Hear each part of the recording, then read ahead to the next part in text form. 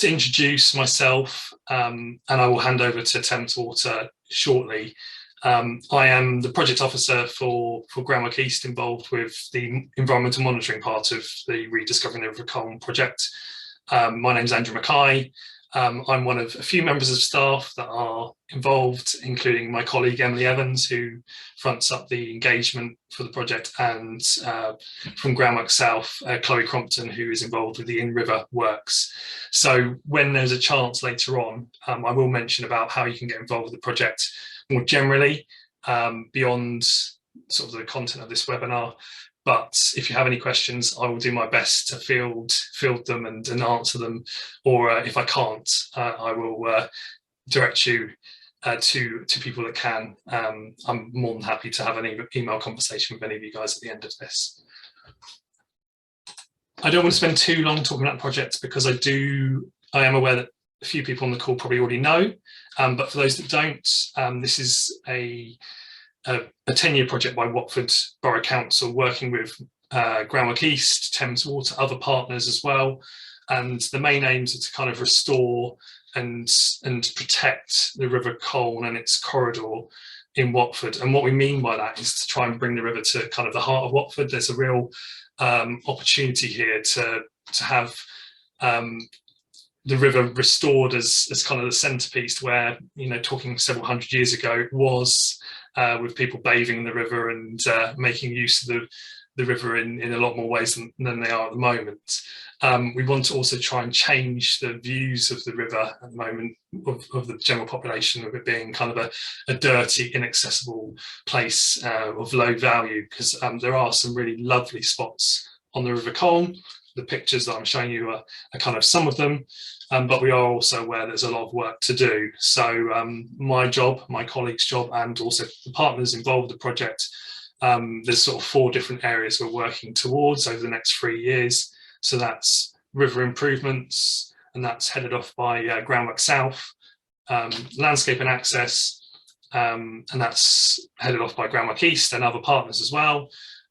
Environmental engagement and environmental monitoring. So I won't go into lots of detail on this webinar, but essentially there's going to be works in river, including restoration of backwaters, restoration of the natural river channel, all the way through to kind of getting people involved to monitor things like pollution, and obviously Thames Water here today, things like outfall pipes that lead into the river to see and make sure that they are not leaking pollution, and reporting that as soon as we can. We want to try and create almost like it is a friends of group that can take ownership of the river and restore it to what it once was.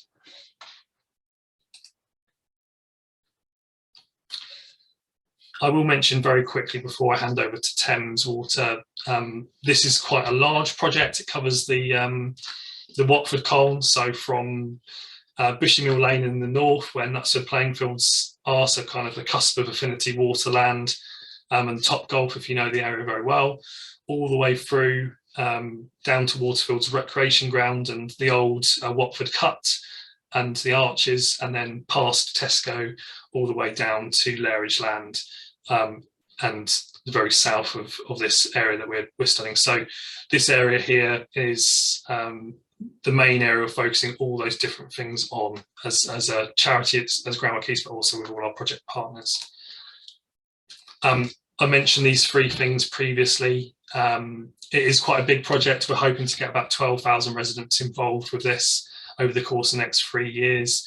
So some of you may be aware of a park event this Sunday, and that's for playing fields. We're hosting a big park event from 12 till 3 p.m. There's going to be lots of project partners there, lots of entertainment, walks and talks, key partners such as you can see on the screen, Sandy Baloney and the CVFC, the Colne Valley Fisheries Consultative, are going to be there as well. So if you're not already aware of that, please, you're more than welcome to come along for that day.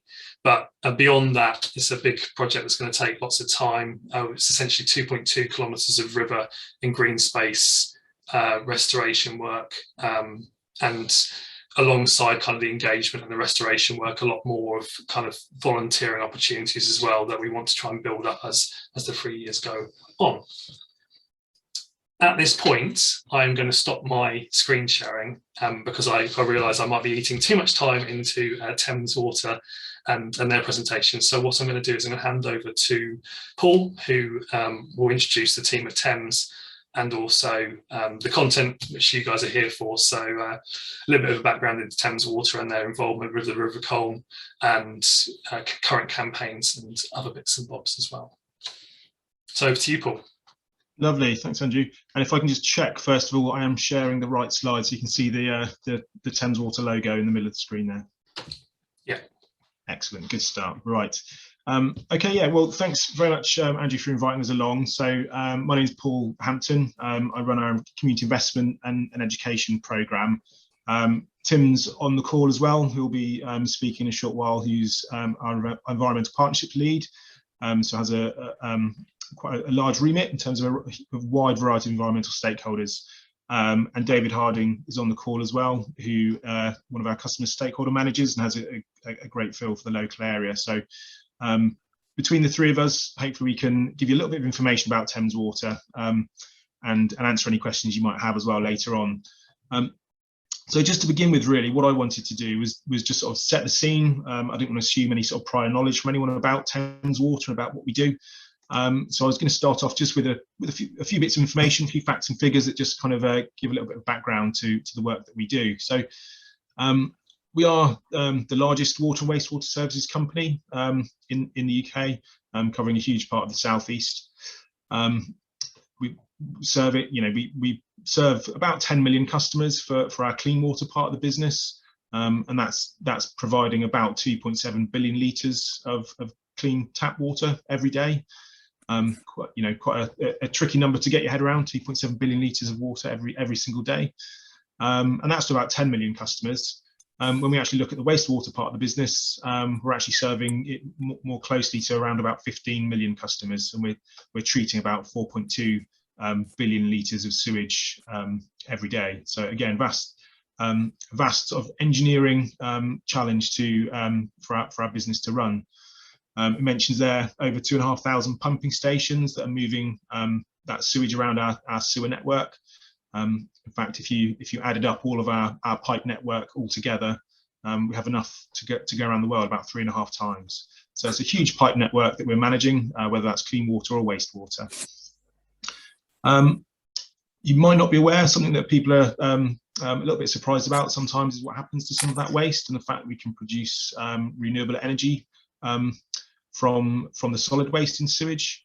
And actually that's a really key part of our business, and something that's growing to make us more sustainable and cost efficient. And from the sewage side of things, that 4.2 billion litres of sewage is getting treated at 350 odd sewage works we have across our catchment. So a pretty big job, lots of engineering, lots of technology involved in getting to where we need to be. Now, in terms of the areas we serve, you're perhaps familiar with the idea, of some of you, given where we're talking about, that you might get your water from one provider, whereas your wastewater services might be provided by Thames Water. So the darker areas on the map are where we're providing water and wastewater services, and then the slightly lighter area is where we concentrate on wastewater. And there's a variety of different clean water providers that might be providing the clean water service in that area. So a big region, right away from Essex and Kent in the east, through to Swindon, Oxford, up towards the Cotswolds in the west. Now, I know that we're most interested in the sewage process today, so I thought I'd just give a quick overview of how that runs. So obviously, I've mentioned that the wastewater coming from people's homes, going through our wastewater network, through pumping stations and so on to get it to one of our 350 odd sewage treatment works.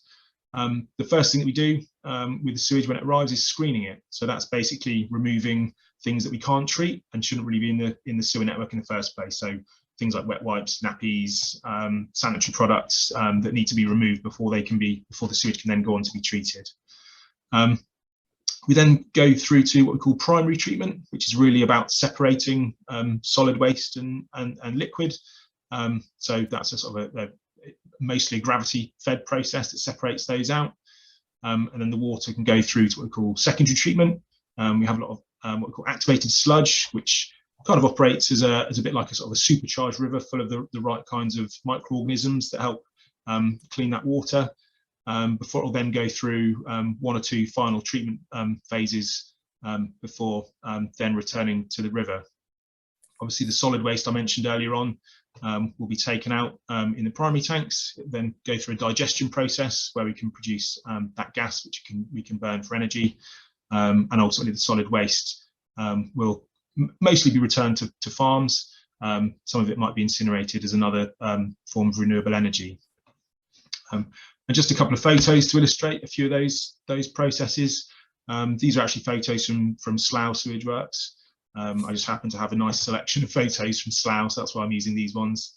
We've got the screens on the far left, a primary settlement tank, the next one from the left. We've then got the aeration lanes, that's where I mentioned the activated sludge, and a final settlement tank where we've now got much cleaner water that'll be ready to return to the river. So I don't know if anyone's ever had a chance to get on a sewage works, but if you have, then these might be familiar sites to you. Now I mentioned the screens earlier on. The screen, that photo on the left there is hidden away.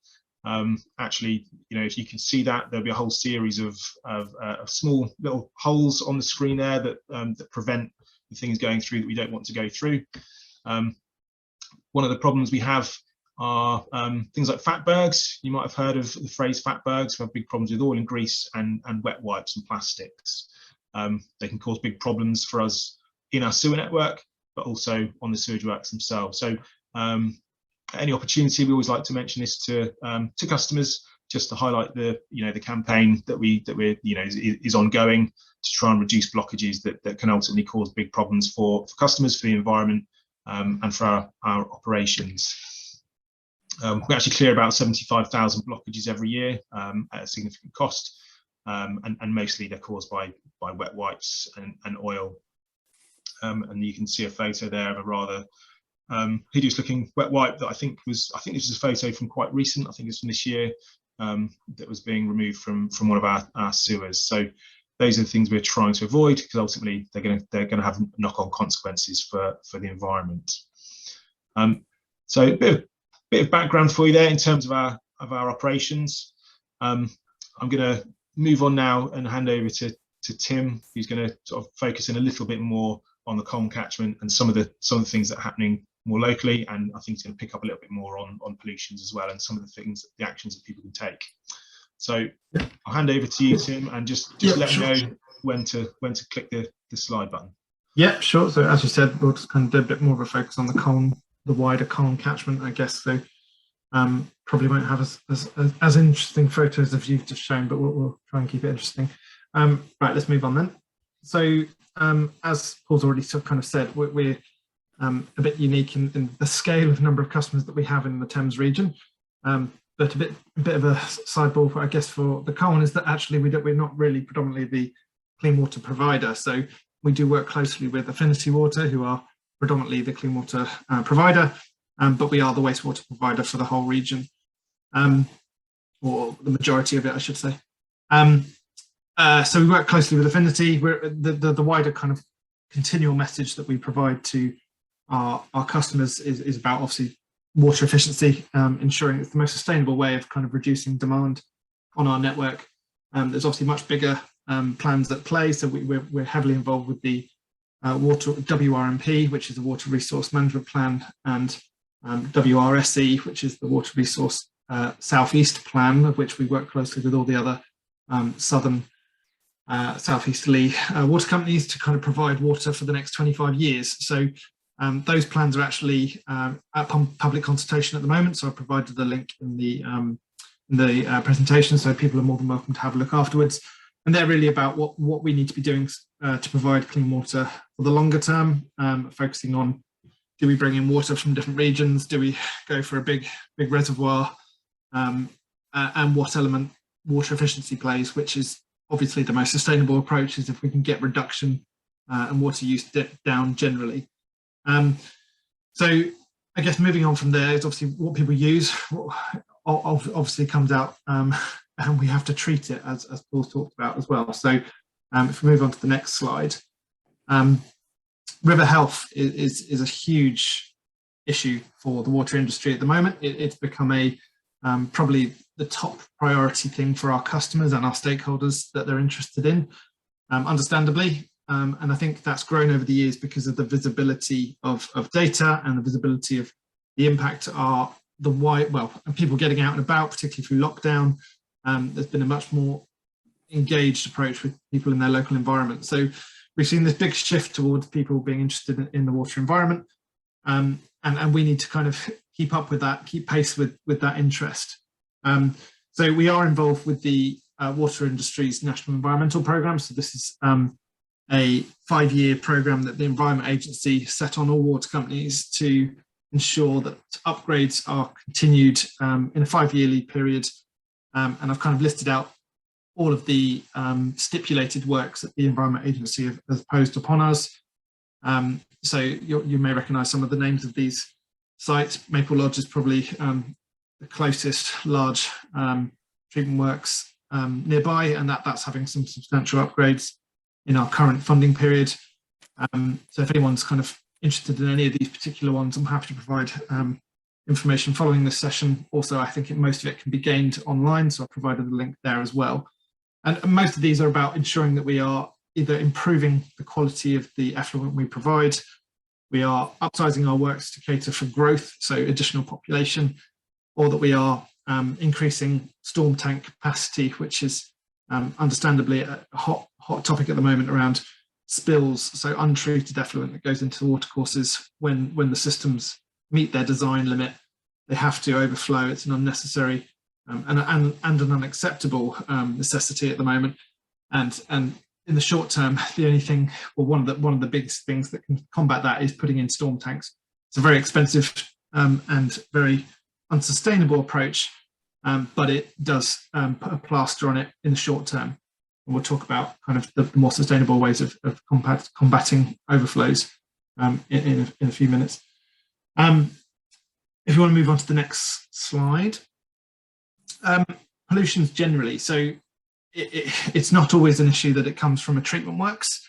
Pollutions can come from many different many different sources. It can be from agriculture, it could be from road runoff, it could be from domestic people, it could be from people dumping stuff down pipes they shouldn't be, and it can also come from the water industry and sewage. So we really take pollutions as a priority for the company. So we do have an emergency hotline that if anyone ever identifies a potential pollution, that they should call us straight away, and we will prioritise it and get out there within 2 hours. That's a commitment we endeavour to reach. Often we're out within 60 minutes. That's often far quicker than the Environment Agency are able to jump on it. You probably should report it to them at the same time, because it might not also be a Thames Water issue. It could be, like I say, it could be from farmers. We actually had one recently where farmers had dumped a load of crops that they just weren't using into a land drainage and was causing odour issues and septicity and the like. But so it's not always from sewage related assets, but importantly, if it is, the sooner we know, the sooner we're able to fix it. So if it's a blockage, the sooner we know, the sooner we're able to get out there and clear it, the better. If it's a pump station that might have failed or electricity might have gone out, again, the sooner that we know, the better. So that's kind of just a bit of a plea from me. If anyone does spot anything, please do report it, and we can obviously react to it as quickly as we can. Moving on. More generally, we may identify pollutions that are from misconnections. So we obviously deal with a large urbanised area, and in that large urbanised area, we may have incorrectly plumbed appliances that unfortunately over the years have become a real impact on local watercourses. So that photo there is actually from the River Brent catchment from a couple of weeks ago. Customer reported that. Clearly it looks like an unnatural substance in that river. It turns out it was a couple of hand wash basins from a local doctor's surgery. And that can often take time to trace where these pollutions are coming from. we obviously see the impact of it. We then need to figure out where it's coming from. So we will trace up outfalls and try and figure out where the pollution source is coming from. That can take time, depending on the scale of the upstream catchment that we've got to investigate.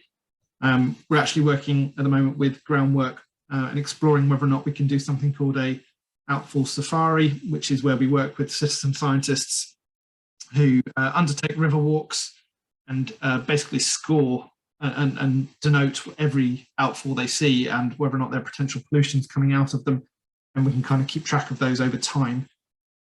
So that's something we're looking to potentially do in the Colne catchment. And we do actually have we've had 4 cases in the last few years in the Colne as a whole. 2 of those cases have been resolved, which were misconnected. I think there was about 8 properties that were misconnected across those 2 that we've resolved, and we have 2 ongoing at the moment. 2 ongoing cases, which we haven't obviously figured out how many misconnections are in those 2. That's kind of an ongoing tracing to try and figure out where that pollution is coming from. So it just kind of gives you a bit of a feel that it can often be a bit of chasing your tail to try and figure out where these pollutions might be coming from. We do work closely with local authorities, though. Usually 99% of the time, if we tell people that they have a misconnection, they will do something about it. If they don't, we will then pass that case to the local authority, who have enforcement rights beyond what we do in the water industry.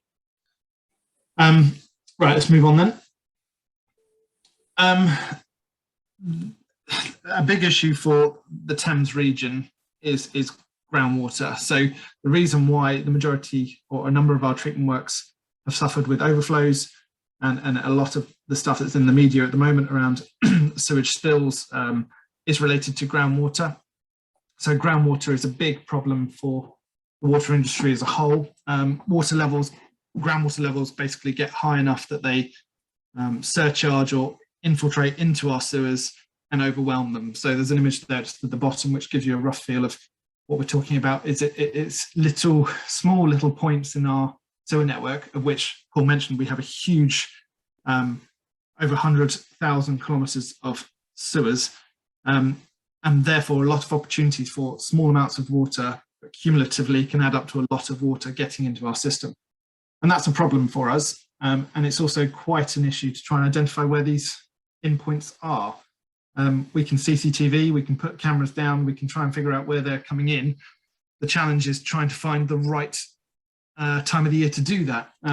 If you were to put a camera down in winter when groundwater levels are high and infiltrating in, you're not going to be able to see anything because the pipe will be full. And equally, if you do it in the summer, you're not going to see anything because the groundwater level is below the depth of the sewer and you won't see anything coming in. So historically, we've kind of done a fix on fail approach. We'll put a camera down throughout the year and try and see these points coming in. And that's not been particularly successful because of the fact you may see one sewer, but it will just move along to the next one, and it'll move along to the next one, and it will just so on and so forth. And it may then stop coming in through the Thames Water sewers, but it might then come in through customers' drains, which then come into our sewers. So it's very much chasing your tail. We are therefore doing a more proactive strategic approach to trying to seal our sewer network. So for the Colne catchment, we have 2 plans in place at the moment for Chesham and Chalfont St Peter, which are 2 areas that are particularly impacted by groundwater levels. And they are on our website. They're agreed with the Environment Agency, and they are the short, medium and long-term plans to try and tackle this issue. And it's not unique to those areas. It's a widespread area. It's a widespread issue affecting most of our sewers. It's just it impacts most widely in smaller catchments like Chesham and Chalfont St Peter than it does in the likes of London, which have much larger sewer systems. So if we move on to the next slide, that just gives you a rough example. I don't know why my Alexa decides to go off for no reason. Chesham, so this is an area we are trialling a new approach whereby we're looking at theoretical mapping of groundwater levels against the depth of our sewers. So if we map all the depth of groundwater versus the depth of our sewers, we are proactively lining entire lengths of sewer system that are theoretically below the level of groundwater level in the winter periods. So We're doing mass lining of our sewers, which is basically putting a liner through our system, which basically makes it watertight. And that's about £2-3 million project that's ongoing at the moment. It's being used as a trial. We've never done it on such a scale before, and we are hoping it will be the most effective approach. And we're also including lining some of our manholes as well. So manholes themselves, these chambers, they're also an opportunity for groundwater to get in through the lining in the chambers themselves. And what we're kind of talking about, if you look at the next slide, is the reality of the issue, which is where you do get in the highest peak of the winter, where you have prolonged wet periods where groundwater levels are saturated. You end up with the whole water system getting interchangeable between land drainage, between highway drainage, between sewer systems. They all become one thing, because all systems become overwhelmed. Water reaches ground level, comes out of manholes. Unfortunately, it just then becomes a fluid in its nature, and is interchangeable, unfortunately. So we are trying to isolate ourselves away from this natural issue, which is, like I say, groundwater levels rising in winter periods. I'm trying to think of what the next slide, if you move on to the next slide. I guess that's just a bit more of a, so you can see the photos a bit more.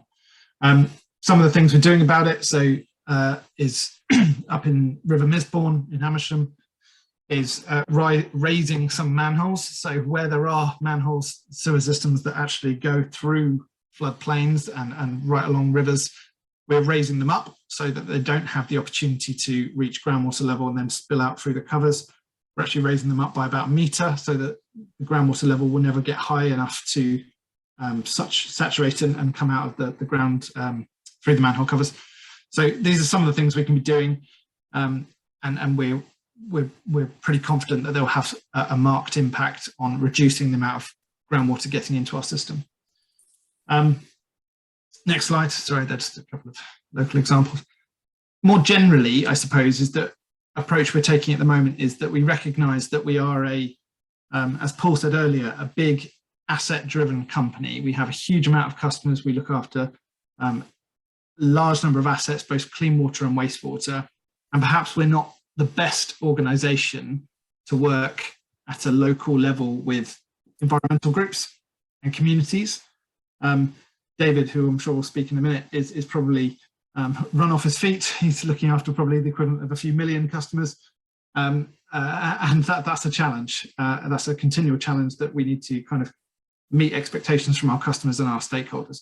So one approach we are doing is something called Smarter Water Catchments, which is a project that's ongoing at the moment. It's a 5-year programme, and we have 3 pilot catchments, and one is the Evenlode, the Crane, and for particular interest for the Colne is the Chess, which is a tributary of the Colne. And these are £3 million investments into each of these 3 river catchments, and we are working very closely with a set number of organisations, environmental groups, River Chess Association, Chiltern's Valley, Chiltern, I can't remember the name of the acronym now, a number of local environmental groups, to formalise partnerships and basically invest into these partnerships and to these local organisations that are doing a huge amount of good work, far more engaging with local communities than we're able to be. And the intent is that they will provide a huge amount of benefit to our customers via delivering work in a more sustainable way. So it could be, for example, that we need to deliver more SUDs, which is sustainable drainage systems, which capture rainwater and prevent it and reroute it away from our sewer network through work with farmers, through work with local councils, and working with partnerships in a much more closer way enables that to happen. So this is like I say, it's a 5-year program. We're 2 years into it. We have hired about 12 people through these partnerships externally, and they are delivering real benefits on the ground that we would otherwise not be able to do. We're very good at delivering big improvements such as storm tank upgrades and doing some of this lining work. But actually the biggest issue for Thames Water, or one of the biggest issues anyway, is unwanted flow getting into our sewer network. and that could be through groundwater or it could be through rainwater. Either way, it shouldn't be going into our sewers, and we need to find a way of sustainably rerouting it away. So the approach we're taking with smart water catchments is enabling our partners to be as effective as they can be to enable that to happen. And it is proving a far more efficient way to deliver sustainable drainage than we're able to do in isolation, I suppose. I mean, I've kind of whistle-stopped through some of the programs of work. There's a huge amount of other things that are obviously ongoing, but that just gives you a bit of a flavour for kind of some of the programs we're doing to try and work towards ultimately increase or healthier rivers, to be quite honest, so that if we can reduce surface water getting into our system, we can reduce groundwater getting into our system, then our treatment works are able to continue meeting their consents that they're set, and storm overflows would become a thing of a past. The challenge we've got is the time it would take for that to happen is probably over tens of years in reality, in the scale of the system we have, and the investment that's probably needed to make it happen. A good example would be the Thames Tideway tunnel that we're doing at the moment in the centre of London.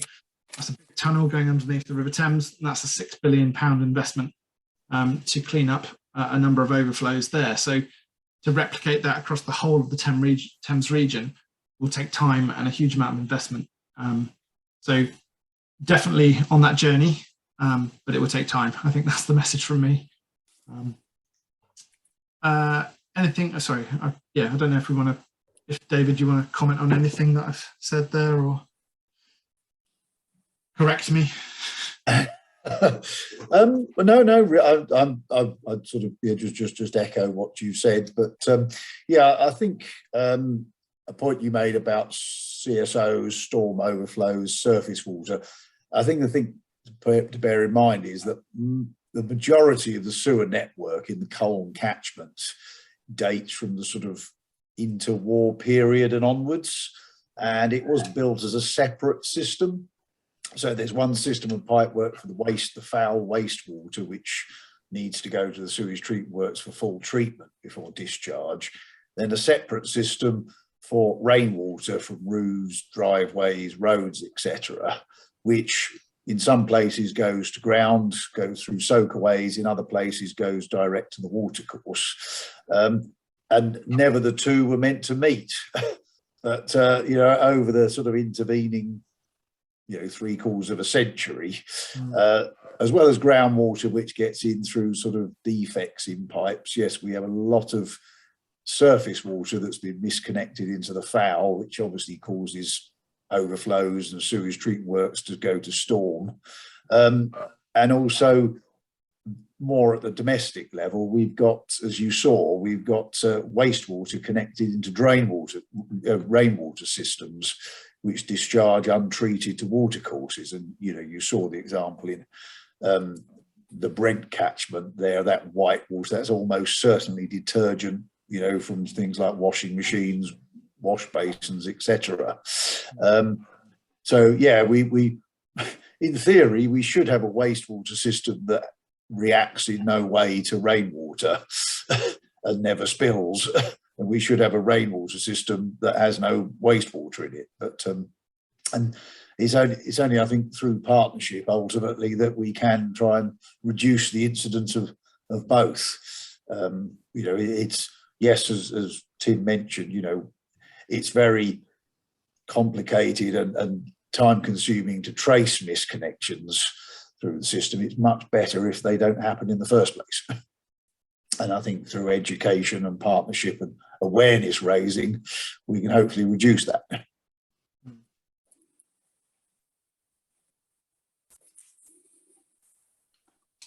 guess we've come to a close there. I guess. Yeah. No. Thank you, all three of you, really, for contributing today. I'm aware of the time, so I just wanted to make sure before I finish on a couple of slides, there's an opportunity for any questions. Now, I've messaged in the chat box, so if anyone wanted to put a message in there, you can do. You're more than welcome, obviously, to either raise your hand or unmute yourself. There's not too many of us, so we can sort of get away with that, I reckon. And any questions you might have, either towards kind of the stuff that Thames have presented today, or for the project generally, I don't mind. I will hang around for a bit of time anyway. So if there's a question you would like to sort of put to me that doesn't necessarily require Thames to be here, then that's fine as well. Andrew, I noticed Wendy had mentioned she couldn't see the slides, so I can either send those directly to Wendy, or if you have a contact email address for Wendy, then I do. Yes, I can share that with everyone on the call afterwards. That's not a problem. So okay. we can coordinate that. That's not a problem. Okay. Sorry about that, Wendy. So yeah, is there any questions at this point from anyone that's been on the call for either Thames Water or myself? I know there was a question at the beginning. I think, Roger, you had a question for me. If you want to remind me of that one, we could start with that if you want. Yes, I didn't manage to attend yesterday evening after all, but I noticed there were a number of people contributing in the West Herts College meeting, and so the question of overall responsibility came up. Now, that's partly answered by the partnerships business you've been talking about, but it doesn't completely answer me. Yeah, no, absolutely. Well, I'm happy to kind of explain a little bit about that one. So the project for rediscovering the River Colne sits within a bit of a broader set of partnerships that Thames were mentioning during the presentation anyway. So you've got kind of a catchment-based approach. That's what we always aim for with any kind of river project. But sort of that alongside the Colne Catchment Action Network are people that we attend meetings with, and the link between catchments. Actually, within this catchment, the responsibility lies within lots of different partners. As I mentioned at the very beginning, Watford Borough Council, it's their projects that they are essentially tendering out to people to run. So for ourselves at Groundwork, we're a federated charity. So you've got a few of us from different regions based on kind of where it sits in the Colne catchment. So myself and Emily and others at Groundwork East are kind of responsible for the engagement and monitoring across kind of that Watford town centre area, and Groundwork South are doing the in-river works. And then in terms of other partners here, we have the Colne Valley Fisheries Consultative. They're involved with the riverfly surveys that we are planning to do on the catchment over the next sort of 3 years and beyond. Community Connections, CIC, which is Sandy Baloney, who is working with us on invasive species and outfalls. Colne Valley Fisheries Consultative are as well.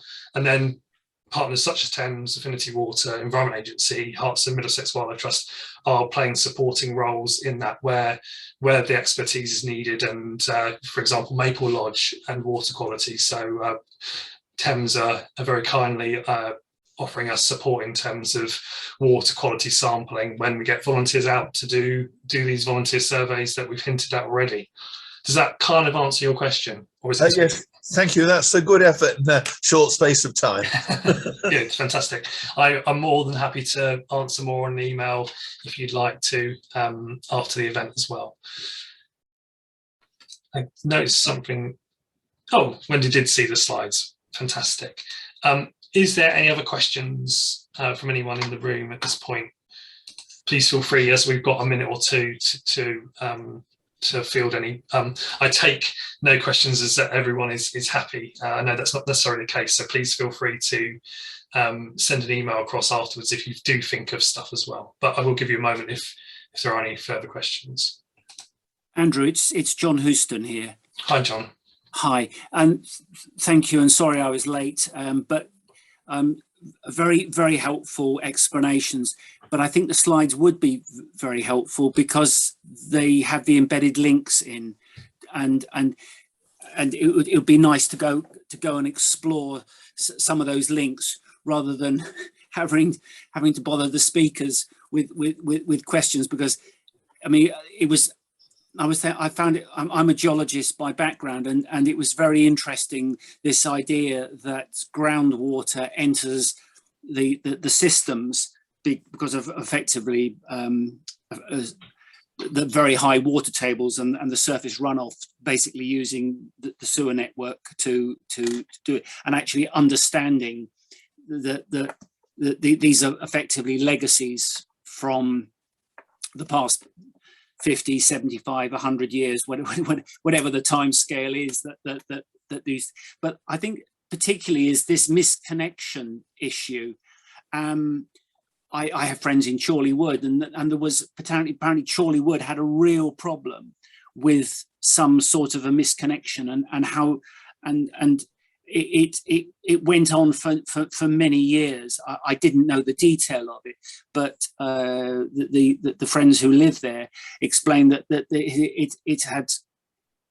They'd used councillors and I think the local MP to try and get that engagement with, and I'm not sure whether it was Thames Water or Affinity, but I think it was particularly troubling for the residents because of the surface discharges that had occurred on several occasions, and it's how the residents are responded to is one, and then the second one is how these discharges end up in the river and lead to what Sandy has indicated is effectively the Fishkill that results, but if the water courses are actually dead because of the crayfish, for instance, then there were no fish there to start with. But if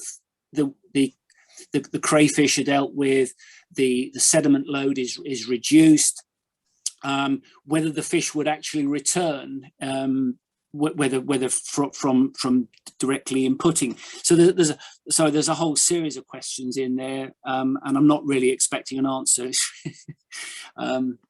But say thank you to all the speakers, because I thought it was very informative. No, brilliant, John. I will. The last one is a very interesting point. I don't know if anyone from Thames you want to add in anything as well. We are running a webinar actually with the Environment Agency's Fisheries Officer for Hertfordshire. It's a nice plug here, on the 17th of March. I'm going to be circulating that today.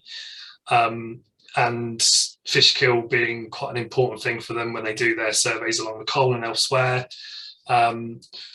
If there are no fish, then you don't know whether there has, Fishkill isn't a very good evidence of pollution.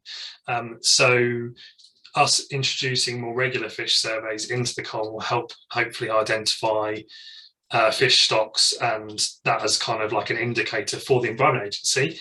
The guys from Thames, have you got any further comments about what John's just mentioned? Or appreciate those. Yeah, John, there's lots of different ideas and thoughts. They're all perfectly valid and fair, discussion points, I think.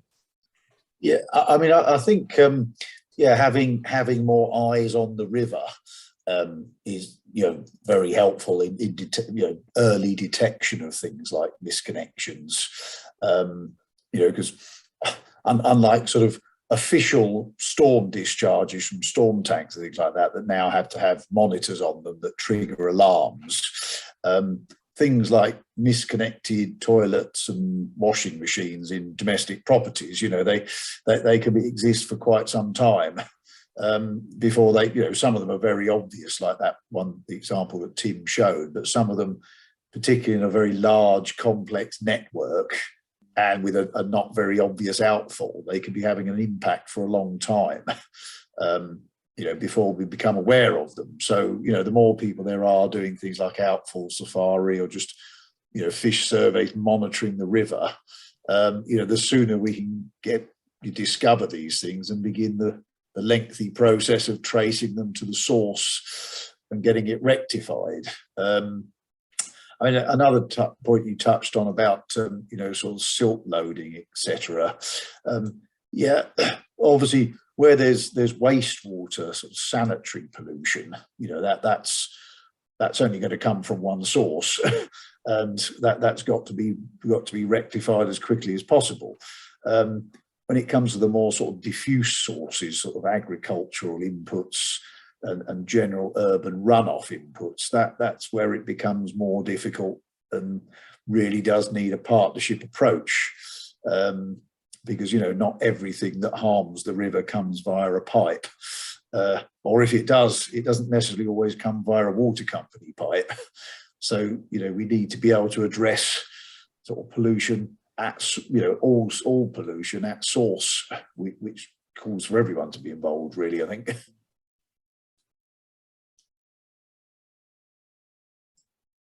Thanks, David. That was very informative as well. Thank you. I think the only other thing to add is just that stakeholder support or that can be added from you guys or whoever, parish councils, whatever, on local councils that aren't taking the. We haven't, like I said, we have a number of misconnections that we track and we trace and we try and resolve, but there are those that have been going on for years, if not decades, because councils are unwilling to go down the enforcement route. So Hounslow is a good example, who have recently changed their stance, which is great, but they have cases dating back to 2014 that have been polluting ever since we identified them in 2014. And it's very unfortunate that that's the case, that again, it's a council issue, they're under-resourced, underfunded, and that's the stance they've taken historically. Like I say, Hounslow are now doing a bit of a U-turn on that. But there are other councils that are still pretty headstrong that it's not for them to get involved with. So, yeah, that's an issue. It's well, yeah. I mean, one issue. I mean, we certainly know often it takes a very long time to actually establish ownership. You know, particularly where you've got sort of houses of multiple occupancy and you know, absentee landlords. It can take a long time to actually get to the person who could rectify the problem. But I suppose it is a factor of the legislation that the ultimate enforcement powers do lie with the local authority, and not with the water company. That was something that was mooted with the Floods and Water Management Act and various other bits of legislation, but I think it was sort of shelved at the last minute. I'm not sure if the new Environment Act makes any change to that, but yes, it's a fact that, you know, we have sort of civil routes to pursue polluters, but for actual sort of regulatory enforcement, it lies with the local authority through the Building Act or the Environment Agency through their statutory powers. So, you know, the onus is on us to investigate and trace the source. But then in the majority of cases, as Tim said, you know, most people are horrified to find out they're polluting the watercourse and will rectify it. But it's that stubborn few that we then have to rely on other agencies to do the enforcement for us.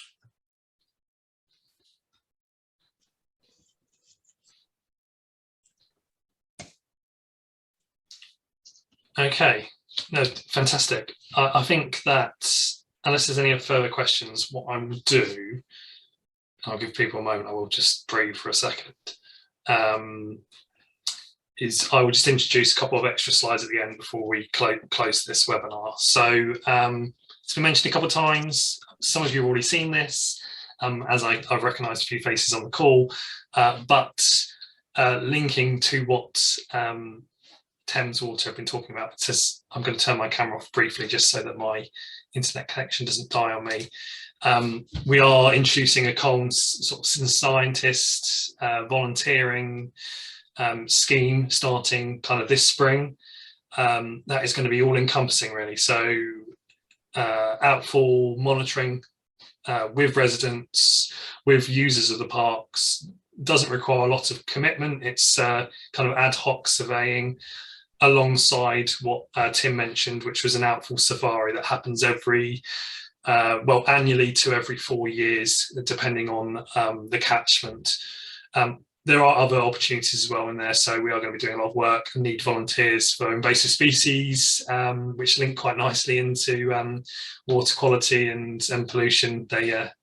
Things like Himalayan balsam, which you can see there, is a great destroyer of banks and increase silt loads in the river. the signal crayfish is another one as well. So if you are interested in volunteering, even if it's kind of once every so often, once every blue moon, as it were, or more regularly, the link there is a nice one to follow. I've put both a bit.ly link in there if you want something shorter. I think I've got 2 different links there, but they will both go to the same place, as well as the QR code. And finally, one thing I always do on one of these is we would love further views on kind of use of the river. We're trying to currently collect kind of people's views through consultations and also other events such as this webinar. So there's a link there to kind of a Colne user survey. I think a few people may have already done that for us, which is greatly received. That just helps us kind of gauge what Watford residents, businesses, etc., would like to see happening with the Colne before we go to the in-river implementation phase, which will be end of this year. We'll be looking at doing works on the northern sites of the river. There's another link there for kind of e-news and volunteering. There's lots of links to the website if you want to either wait for this presentation to come through or take a screen capture or a picture. Obviously, you're more than welcome to follow those, but those links will be available afterwards as well.